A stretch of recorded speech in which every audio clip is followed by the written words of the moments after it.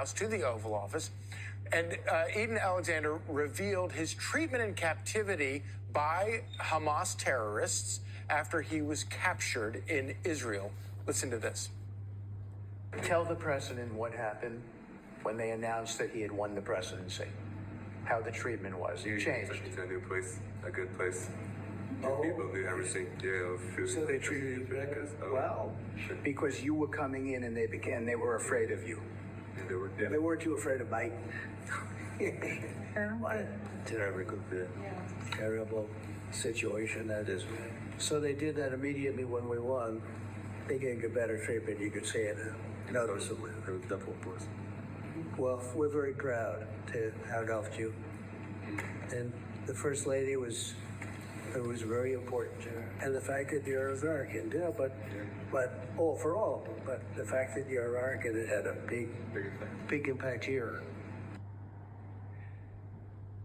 Truly a remarkable moment in the White House there, and extraordinary gratitude for President Trump and his victory, because and we're seeing it in across the Middle East, where people recognize that you have a president who is not only cares about justice for all, but also means what he says when he says you can't invade another country, take hostages and hold them.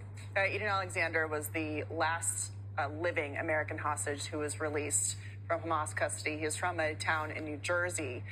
There are a number of Americans who are non-living there, whose bodies are still being held by Hamas, and a number of living hostages that the president is trying to get back as part of this new negotiation with the terrorist group. They're hoping by today the group will accept the new terms of the deal so that they can get those people home to their families alive, and also to get some of the bodies back to the families as well so they can pay their final respects. Yeah, it's a great point, Katie. We believe there's about 50 total hostages left, of which 20, I believe, approximately, are still alive. And to imagine that they feel, as Edan Alexander does, that, they have a better shot under President Trump, that they may actually get released, having been there for so long. And to think about the fact that he noticed the difference in the way the terrorists were treating him from before Donald Trump won and then after he won. And think about what that says about the fear, because, in a place like the middle, around the world, but particularly in the Middle East, power matters. Yeah.